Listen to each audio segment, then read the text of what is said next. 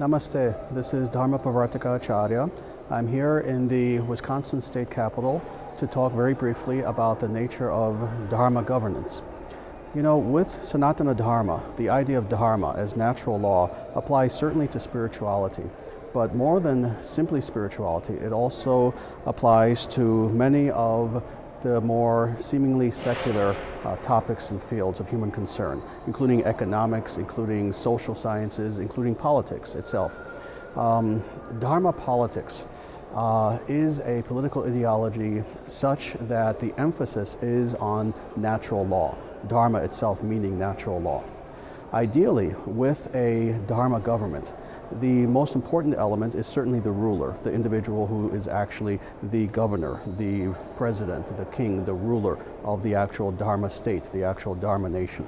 The ruler, ideally, should be an individual who, in their own life, is quite literally personifying Dharma in everything that they do. The ruler himself or herself has to be a person who understands Dharma and who is a spiritual person, because the ruler reflects the nation, and what the ruler does has an effect upon the nation. Ideally, with a Dharma government, in addition to taking care of the normal concerns of the people, economic concerns, defense, etc., in addition to all these materialistic concerns, spiritual concerns also have to be taken into account. So this is the idea of Dharma governance.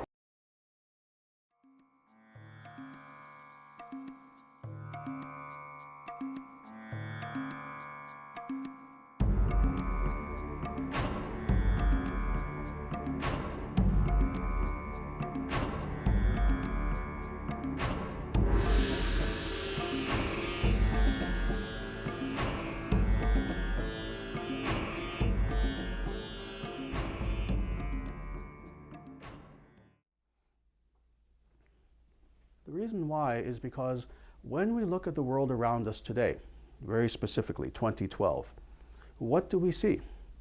We see a world in chaos. We see a world in which, and I've said this in the past, but it bears repeating, we see a world in which people no longer trust their leaders.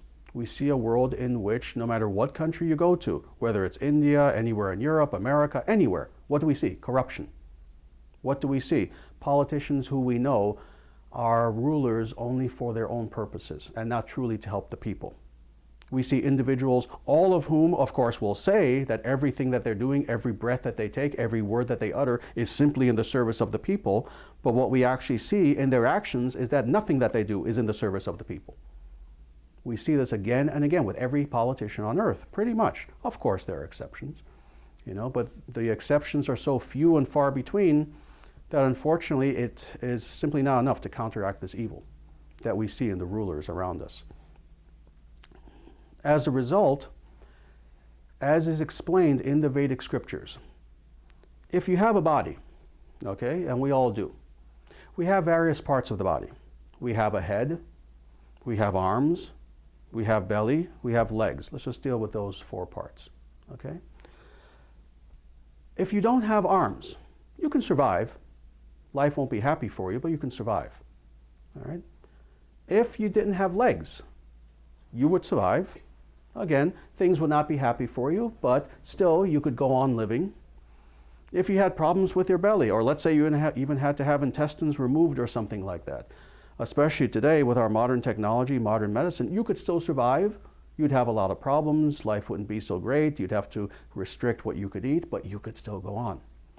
But if the head is gone, will you survive? No. No. Well, the ruler of society is that head. That body itself is society, you could say. But that head, very specifically, is the ruler. If the ruler is not a true ruler, if the head is gone, the rest of the body will perish, period. So it is important to understand, first of all, what is the nature of a ruler? What is the nature of a true leader? This is where Nayaka Tattva comes into place. The idea of the principle of leadership. Again, through the life of Rama, we see the leadership principle, the principle of what it means to be a true leader. Nayaka. Nayaka means leader, Tattva means principle. Okay? what do we see from the life of Lord Rama? That a true leader doesn't lie, that a true leader upholds truth and upholds Dharma first and foremost in their own life, and in this way serves as an example for all living beings. Okay? Very important concept. Another very important concept that is coupled with the idea of perfect dharmic leadership is the idea of Chakravartin. Now, this is an idea, a word that I've used in the past, Chakravartin, just like chakra, but then V-A-R-T-I-N, Chakravartin. I've mentioned this in the past, but I want to go a little bit deeper into what is the nature of this concept. And it is a concept that you find in all Arya civilizations, in any civilization that considers itself to be noble. You find this not only in Vedic times, you also find this in pre-Christian Europe in many, many different cultures. That is the idea of, very specifically, the perfect ruler. Now let me explain what's meant by the perfect ruler, because again, this word perfection itself is one of these words that's very greatly misunderstood. The perfect ruler is considered to be someone who, in their personage, combines the best quality of two different elements. On the one hand, they are a Brahmana, meaning they are a spiritual individual. They are a sensitive person. They are a person who is ruled by compassion, by love, by spiritual insight. They are a sage, in other words. The person is a rishi, a sage. On the other hand, they are also a kshatriya. They are also an individual who is the perfect administrator, the perfect warrior, and someone who is absolutely and utterly fearless. This is considered to be the perfect ruler, and such an individual is called sometimes Rajarshi, but more importantly, Chakravartin, the wielder of the chakra. The chakra being the chakra, the wheel of Dharma. That's quite literally what the word Chakravartin means, the wielder of the wheel of Dharma.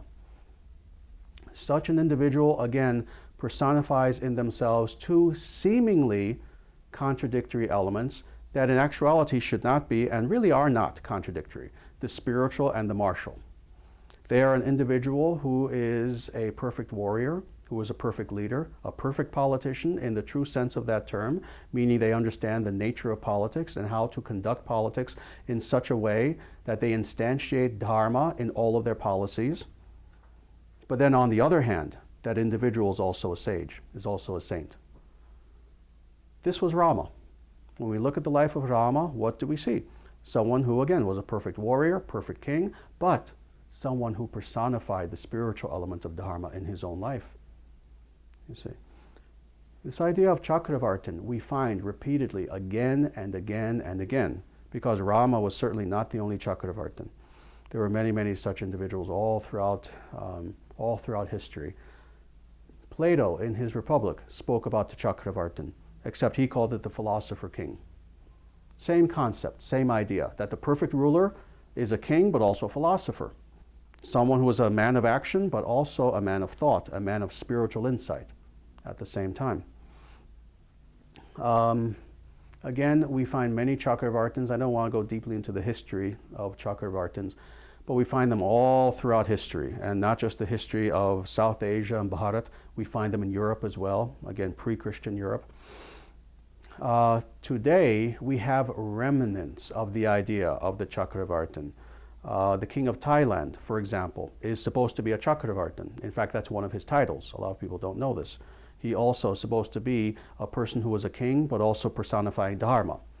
The Dalai Lama of Tibet, used to be of Tibet, now of North India, also is a Chakravartin.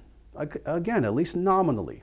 At least that's the role that he's supposed to be filling. Of course, he has no power. He has a government in exile. But the idea of the Dalai Lama, and all of the Dalai Lamas who existed previous to the one who's here now, is that they are, on the one hand, the spiritual leader of their nation, being the head of Tibetan Buddhism, but they are also the temporal leader as well. They literally are the head of government, the head of state. So you have both of these roles there. The former king of Nepal also was a very similar sort of idea, but there's no longer a king of Nepal. So again, we see remnants of this idea of Chakravartin to this day.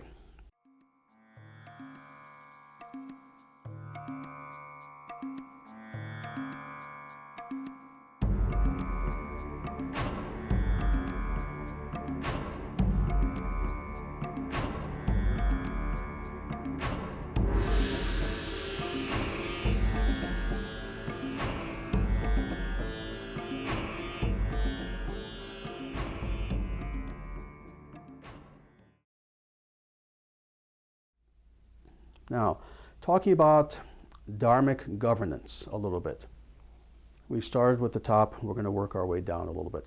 I want to talk about just a few of the elements of what it means to live in a Dharma Rashtra, a Dharma nation. The concept of Dharma Nation, again, is the concept of ruling the nation in such a way that Dharma, the principles of natural law, are instantiated in a very practical way, politically, socially, economically, culturally, and then, of course, in every other peripheral manner as well, scientific, philosophical, etc. One of the hallmarks of a dharmic civilization versus adharmic is the concept of order versus chaos. You know? Order in society is something that ultimately is beneficial for all beings within society. What we see is that when we have the opposite of order, what do we have? Well, of course, we have crime, we have breakdown of the family, etc. So one of the most important elements of a dharmic society is combating against chaos and having civic order within that society. However, not order merely in a social or political sense, but order as reflective of natural order. Okay? Order in the temporal sense as a reflection of that order that is there in nature itself. Okay? In such a way that all things are harmonized. So let me give just one obvious example of many examples. In any human society, regardless of the culture, the ethnicity, the race, the religion they follow, or anything else, we find classes. Classes are natural to human beings. Doesn't matter, again, which society you live in. I remember reading, when Prabhupada went to the Soviet Union in 1971. Back then especially, he was one of the few gurus ever to venture into Moscow, into the Soviet Union. He had a meeting with a professor who was there, and the professor, of course, had no choice. He had to kind of spout the Marxist line. And he tried to explain, well, here in the Soviet Union, we're all equal. We're all exactly equal. We have no classes here. We've eliminated classes. And Prabhupada essentially said, oh, really? Oh, interesting. Well, who rules your society? Well, we all rule. Well, you don't all rule society. Are you the ruler of the society? Well, no, I'm a professor. Who truly rules the society? Well, of course, it's the heads, the leaders of the Communist Party. Ah, interesting. Because when I was on the streets of Moscow, I saw very few cars. But the only cars I ever saw were Mercedes-Benzes. Who's in those Mercedes-Benzes? Oh, well, those are the leaders of the Communist Party. I see. So those are the ruling class. You see, even here, Professor, you have classes, even in this egalitarian Soviet Socialist Republic. And of course, the professor had to agree. Yes, well, I guess we do.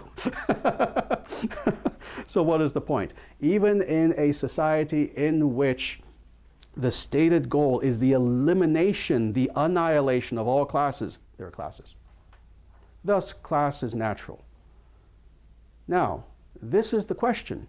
There being diversity in classes among human beings, what then are we to make of this? And how are we to order society in such a manner that society functions properly?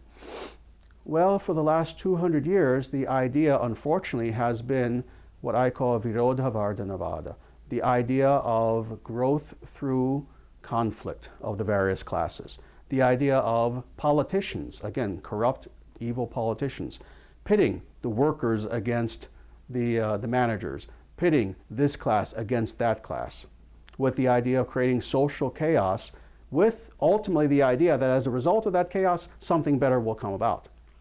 Of course, nothing has, and nothing ever will. Well, the dharmic idea of order and natural order, very specifically, is to, instead of taking the various classes, having them conflict with one another, instead have them work harmoniously with one another, as nature does. I was speaking to someone the other day about this, about why is it that we love nature? Why is it that we love going into nature? What is it that we find beautiful about nature itself? Well, when you go into a deep forest, what do you find? You find great diversity. You find a variety of trees, a variety of plants, a variety of animals, a variety of insects. You'll even see a human once in a while. But what are they doing? they are all freely, as individuals, going about their own business in such a way that, as a result of that harmony between all things, in nature, you see beauty. You see beauty. Same thing with a beautiful composition. If we were to take a beautiful composition and look at the individual elements that comprise that beautiful composition, if we were to focus only on one individual element, what would we see? What would we hear? Just some discordant element. But as a result of all these elements coming together in a harmonious way, you have a beautiful symphony.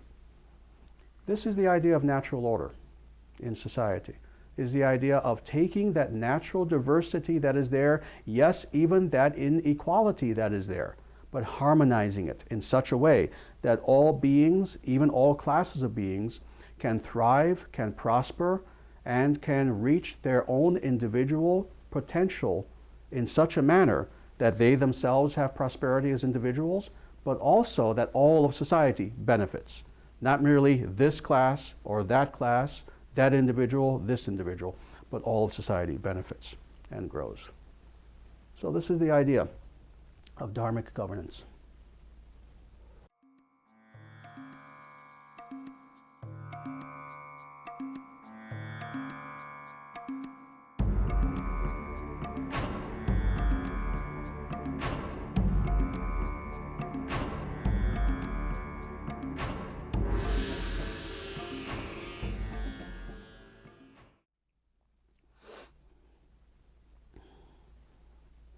Just want to talk a little bit more about some of the lessons that Rama has taught us as far as governance. It's a very interesting thing. And this is why I have my danda here today, as opposed to where I usually have it behind me. We all know this word, danda. And we know that the danda, very specifically, is symbolic of two things. Several things, but two things of importance. It is symbolic of the sage, again, the philosopher aspect of the philosopher king that Plato was talking about. Why? Well, the sage, the rishi, the yogi, etc., uses a danda like this because they travel all the time, at least symbolically. That was the reason why it was used in the past. So it was a walking stick. So the danda is symbolic of the sage on the one hand. On the other hand, interestingly, traditionally in Vedic culture, the danda also is symbolic of the king. It's symbolic of, again, the perfect ruler. Why is this the case? Does anyone know? It's very simple. Because of his power. Simple. Why? Yes, but why? What can you do with it? It's a weapon. It's a weapon. The danda, and it's interesting, the word danda itself in Sanskrit also means punishment for a crime. The king also has a danda in order to punish criminals, in order to punish crime. You know, it's for this reason that traditionally, again, the Chakravartin had very specifically a danda like this, a long one. In European history, it became shortened and shortened to the point where, of course, you know, it becomes a scepter. It becomes something very short. But it's the same concept. The scepter was symbolic of the power of the king, but specifically the power to punish crime. The power to punish corruption, to punish evil, by quite literally using that scepter to hit people over the head. So it's very practical. It's a very practical, very realistic concept. Now, what's interesting is this. When we look at the danda in the hands of the sage versus the danda in the hands of the ruler, they seem like almost contradictory sorts of functions that the danda uses, that the danda is used for. In the hands of the sage, it's used as just a peaceful instrument for walking along as the sage is going from place to place in order to teach people Dharma. In the hands of the king, on the other hand, it's used quite literally as a weapon. Let me ask, in India, what do the police use? Something similar to this, right? They use something like this to this very day in order to punish criminals. They'll carry a long stick like this, you know, and you have to be very respectful to the police in India, right?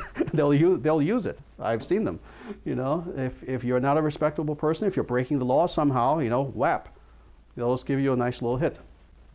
And it's very interesting how this goes back to what I was talking about before, the concept of Chakravartin. How even though these may seem like two contradictory elements, on the one hand used very peacefully by the sage, but then used also by the king to punish people, in actuality they're the same thing.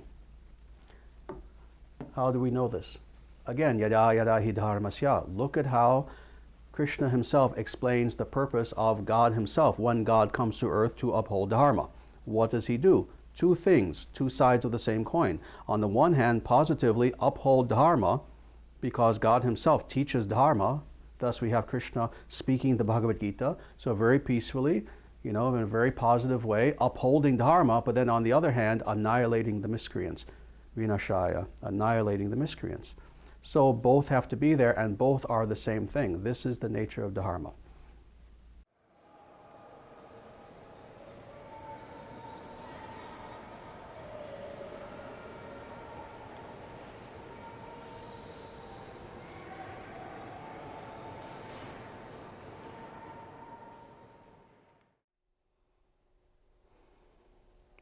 Namaste. This is Dharma Pravartaka Acharya, and I'm speaking to you today from the Supreme Court of the state of Wisconsin. When we see a court like this, of course, we know that such a place is dedicated to the concept of justice. Well, I want to talk just very briefly about the concept of justice from the perspective of Dharma, very specifically. When we think about the idea of justice, and this is true both in the more secular sense, but also in the spiritual sense as well, we know that what justice truly means is having a state of balance. When there is an ethical, moral state of balance that is occurring in the cosmos, when some unethical activity, some immoral activity takes place, what happens is that that balance is upset.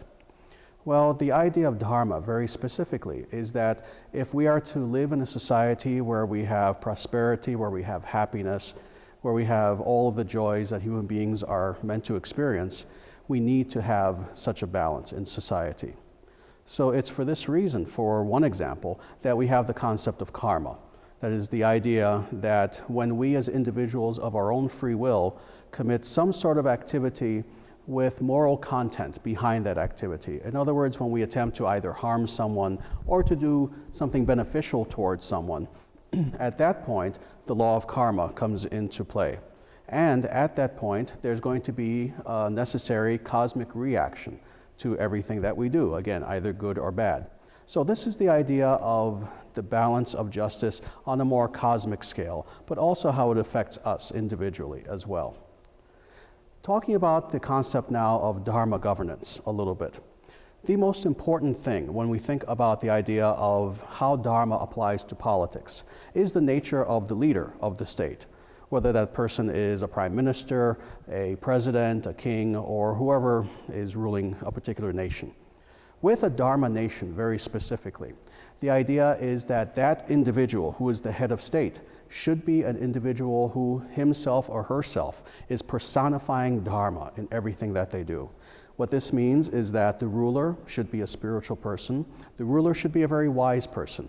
The ruler should be someone who has studied the texts of Dharma, such as the Bhagavad Gita, the Vedas, and all of these other important texts that explain to us what is the nature of Dharma. And more than this, the king, the ruler, the president, the prime minister has to be an individual who personifies both the important qualities of a spiritual person on the one hand, but also a political leader on the other. In the Sanskrit language, there are several words for this sort of individual, this sort of a political leader, a Dharma political leader. One name is Chakravartin, another name is Rajarshi.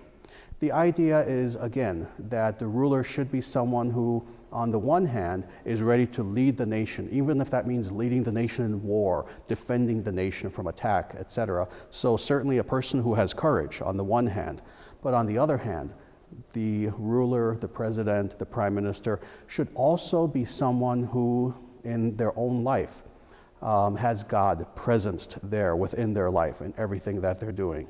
So in a way, you could say the perfect ruler is kind of like a warrior priest, a wise political leader, combination of both of these qualities.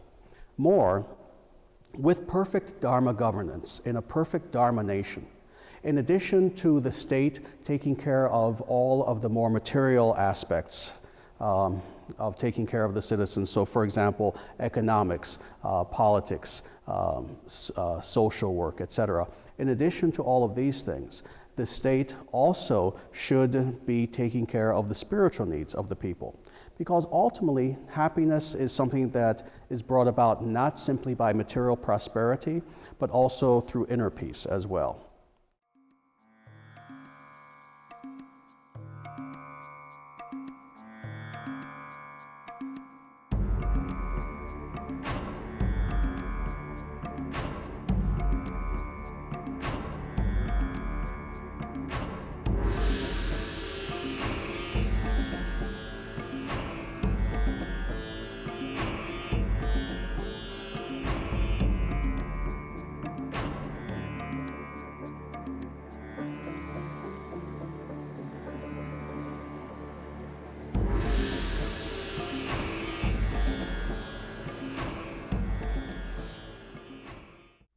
So, one other thing I want to talk about, and there's so much to talk about when it comes to the idea of Dharmic governance, but one other thing I want to talk about is the importance of nature.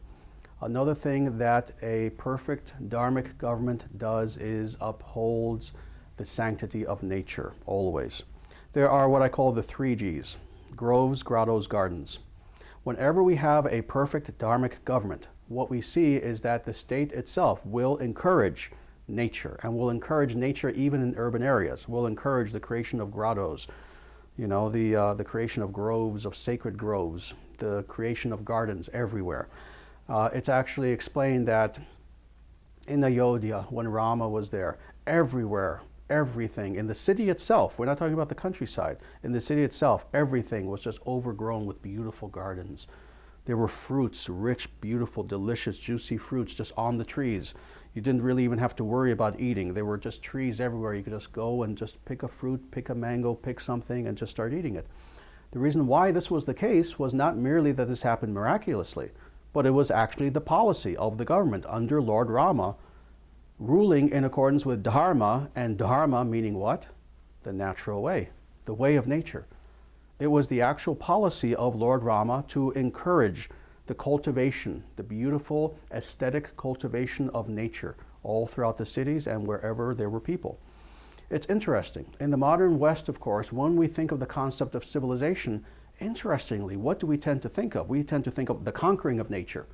Oh, we've conquered this natural area by building pavement, by building roads, by building sidewalks, and now building tall buildings on top of that. We've eradicated nature, therefore we're civilized. That's the modern idea. In the past, it was almost the opposite. That, no, of course, yes, we're going to have roads. Yes, we're going to have public sewers. We're going to have all these wonderful accoutrements of what it means to have an urban lifestyle. But on the other hand, not at the expense of nature, but in cooperation with nature. So if there is a beautiful banyan tree that has been there for 1,000 years, and you need to build a building there, well, guess what? You build around that tree. You don't tear the tree down. You work in cooperation with nature, you know? If there is a beautiful river that's there, what do? You don't dam it up, you know? Instead, you use the river, you know? Somehow, you just use the river, you know, to create energy. So, in this way, the importance of nature is something that is crucial.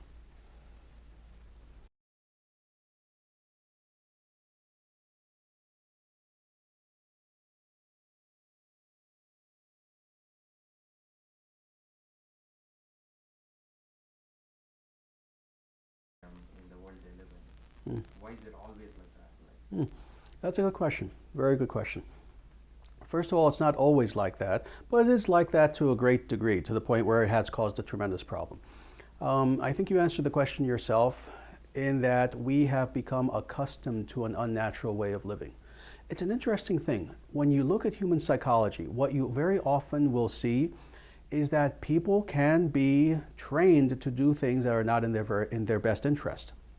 You know, we see societies that have done this all the time, you know, where societies will quite literally brainwash people into doing things that are not in their best interest, that are not ultimately healthy for them, but you know, that they're just kind of told that they should do anyway. This is, for example, how smoking became very prevalent, you know, especially in America. You know, in America at one time, smoking wasn't that prevalent a thing, but then what ended up happening? Well, we started having advertising, we started having the culture itself as a result of individuals making a profit off of tobacco, promoting the idea that smoking cigarettes is cool, that smoking cigarettes makes you look like a more sophisticated person. We had this whole campaign in the 70s, for example. Oh, I forget what it was, but where it specifically they started targeting women. You know, the cigarette companies were very upset about the fact that very few women were smoking at that point, you know, up until the late 60s, early 70s. And they began an advertising campaign directed specifically toward women. Well, now women smoke, unfortunately. So we've seen this again and again, that to get people to do things that are not natural to them, that are not beneficial to them, that are even harmful to them, is something that governments have done, that advertising agencies have done, that even religions have done, that all sorts of various forces have done. So people are very easily pliable, unfortunately. This is the nature of why we are here, is because we're an illusion. So the idea of being pushed even further into illusion, that's something that's quite understandable. That's the first thing. Second thing is this. Interestingly, what we have seen is that when people finally have it explained to them, and more, when they finally experience what it means to live a dharmic lifestyle, and when they themselves begin to practice and benefit from a dharmic lifestyle, they then see the difference. And they then begin little by little to abandon all of these non-natural, non-dharmic sorts of activities. You know, we've seen this many, many times with individuals. We've seen this with individuals who I've encountered who, you know, for example, had all sorts of bad habits, were living very unnatural lifestyles. They learn about Sanatana Dharma, and little by little they lose the taste for that.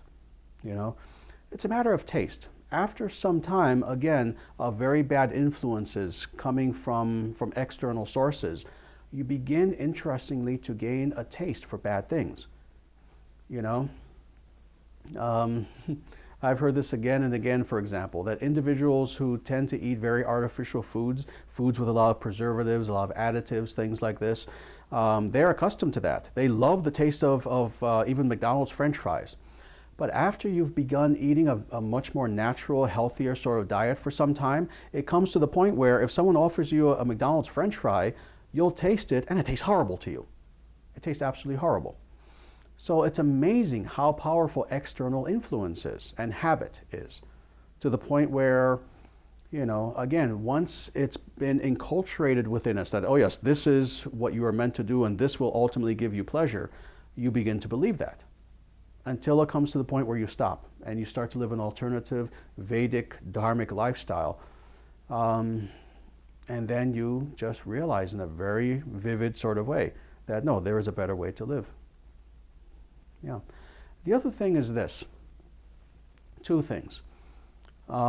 Today, very specifically, it has indeed become very difficult to practice Dharma, to practice the natural law. This for two reasons. First, the enervating influence of the very age itself, the Kali Yuga.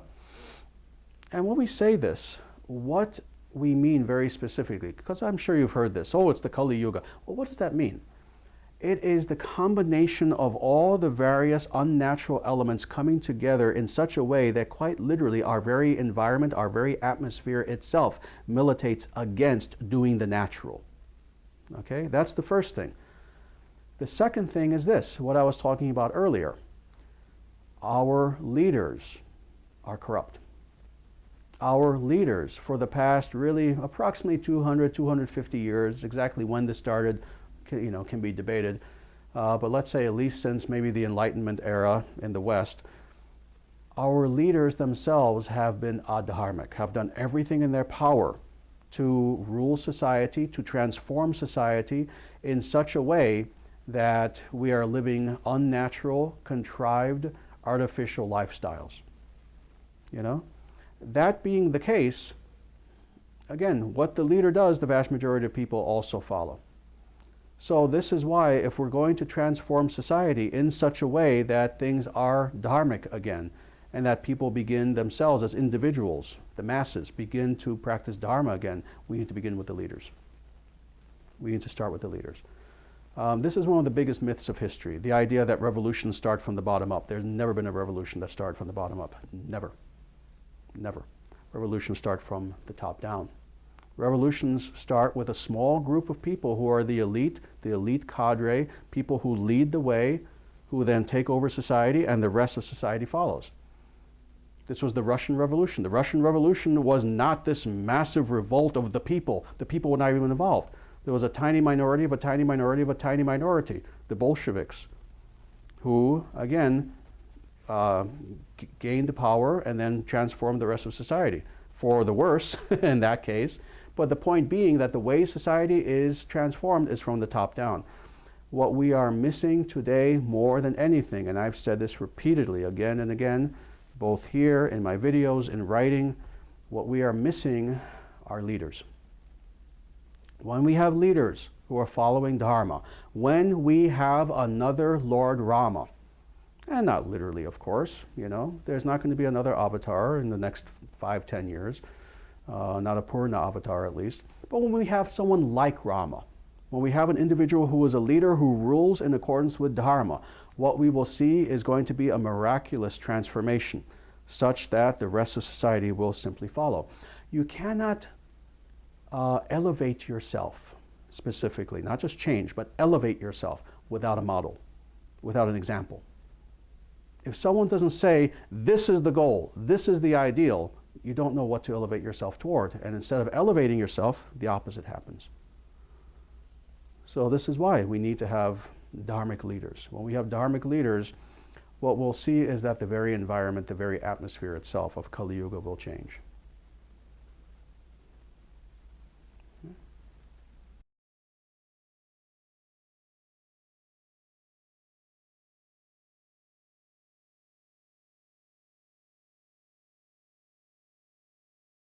Excellent question. Excellent question. And let me be blunt and honest with you. Not easily. Not easily.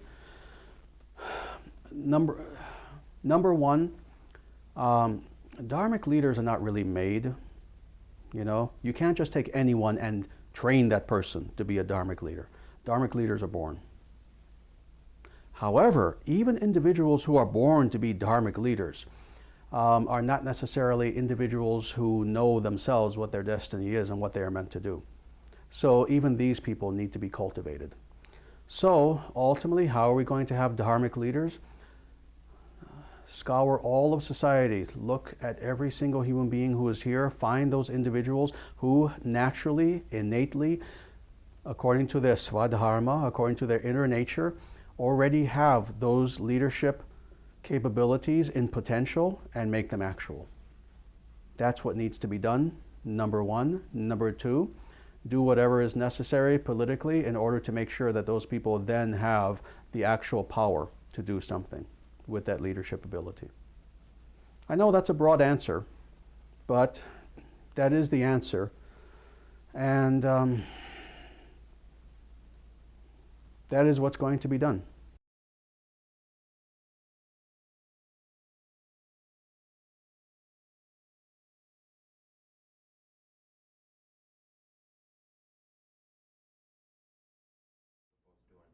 We all reap the fruits of it. First, let me tell you this, have hope. We are not doomed. I can guarantee you that we are not doomed. I can guarantee you, in the same way that I know my own very name, in the same way that I know that the sun is going to rise tomorrow morning, we are not doomed. That's the first thing. Second thing is, you're correct. When a specifically Chakravartin comes about, the first thing that actually occurs is systemic change. And that is exactly where the problem lies, what you were talking about. The system itself is rigged. This is what you're saying. The system itself is rigged in such a way that corruption is rewarded. What needs to then occur, of course, when a system becomes that corrupt is that the system itself has to change. There has to be systemic change. In other words, everything has to change. You know? And this is why, again, it's so amazing how these concepts are just tied together. Destruction and creation go together. You have to have one to have the other.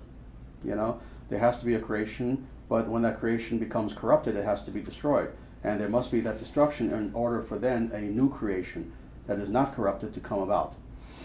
We see this in the creation of empires and the creation of civilizations. You know, we see again and again that when a society has become corrupt to the point where, yes, goodness cannot thrive anymore, at that point, especially, you know that society is finished.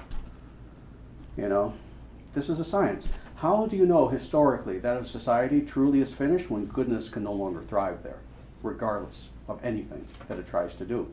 At that point, you understand that change within the system is no longer possible, and what needs to occur is, again, systemic change. The system itself has to change, not just change within the system, but the entire rules have to change entirely. This is going to happen. How can I say this with such faith? Because it's happened in the past, again and again and again. Again, it's interesting. We believe in the concept of cycles, that nature occurs in cycles. We also see that history occurs in cycles. What we have seen in the past is that there have been times when things have been horrible, but it doesn't last. Again, that collapses and then things are wonderful. But sadly, even that doesn't last forever. You know, because again, being human beings, being imperfect beings who are the elements that compose society, because human beings are imperfect, eventually any society will become imperfect. Corruption will come in. Well, then again, that will collapse. And what we've seen again are these cycles. Right now, we have been in a very bad cycle for a very long time. Very long time, not just the last 5 years with the economy. Very long time, for hundreds of years, actually. And again, seeing that goodness can no longer thrive in our society, that good people can no longer be rulers, as you've said. The system is rigged in such a way that essentially to be a ruler, you have to be corrupt to have achieved that station. So what we've seen is that this society dharmically can no longer function. It's going to collapse. It's going to collapse. It's going to collapse. It's collapsing now. And with the society collapsing, what then happens? A vacuum? Of course not. Something must take its place. That will be Dharma. That will be Dharma. And there will be Dharma leaders. They will arise. But you're right. Even the greatest saint, even if Jesus were to come here today and be here, if the Buddha were to come, if any Rishi were to be here today, they would not be allowed to be a leader in this society. That's how corrupt our society is. They would be jailed, they would be killed, they would be somehow co-opted, but they would not be allowed to have any power in the society. What does that tell you about the society? The society itself is finished, spiritually.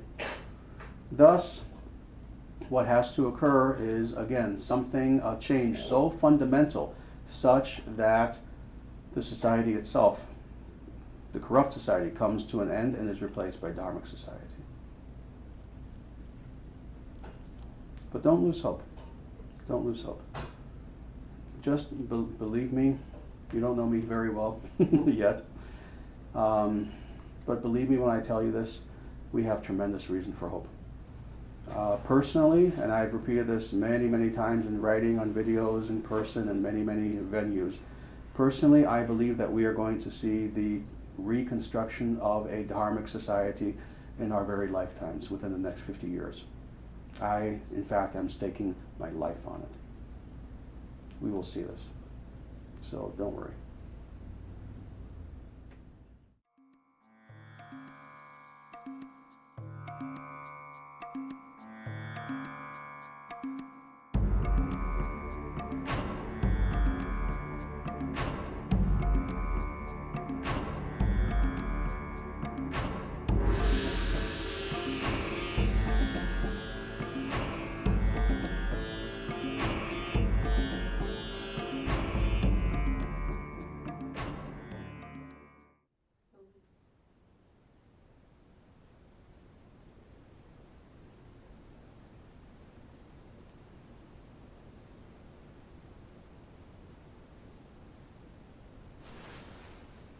Namaste.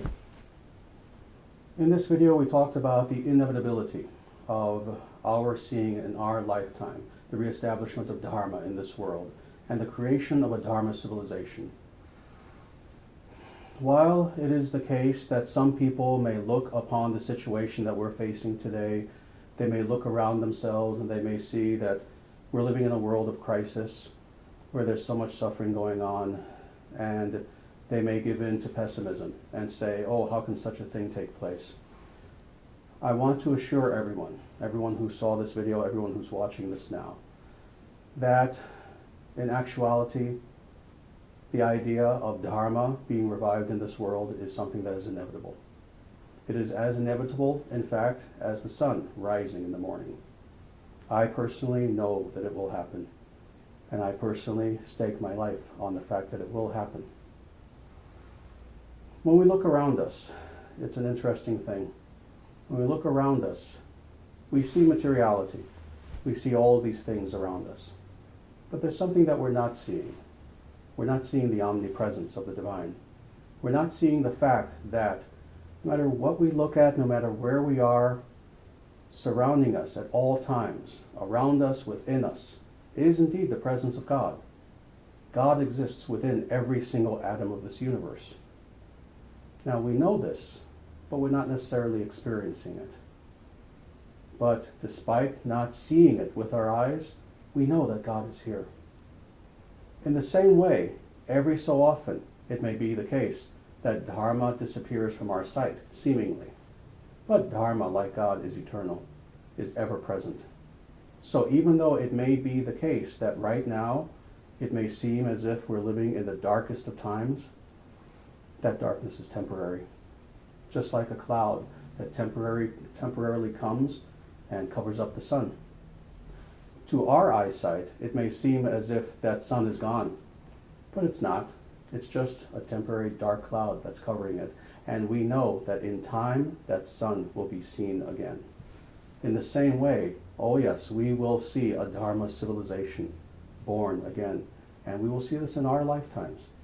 We will see a culture where compassion rules, where love rules, where the people prosper, where the people are happy, where the people express joy, where the people are protected, and where, once and for all, there is a government that truly represents the will of the people.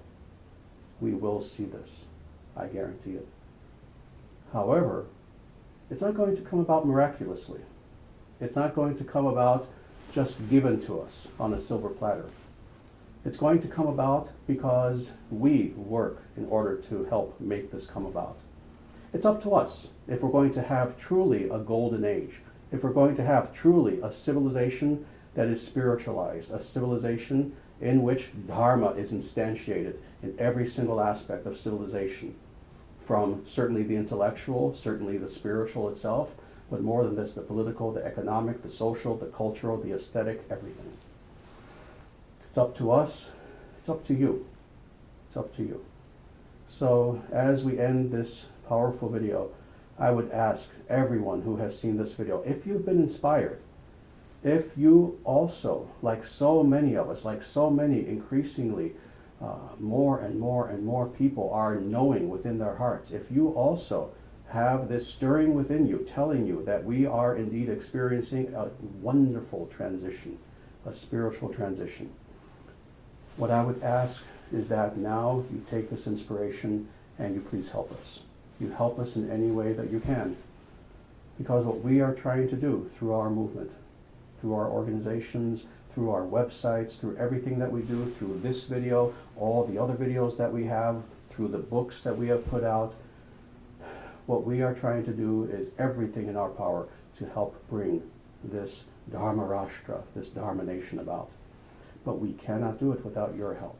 So please help us in any way that you can. Help us with your donations, help us with your time, help us with your volunteer work, help us with your good thoughts, help us with your prayers. Help us in every way. And together we will indeed see a Dharma civilization renewed and born again in this world. Thank you. Namaste.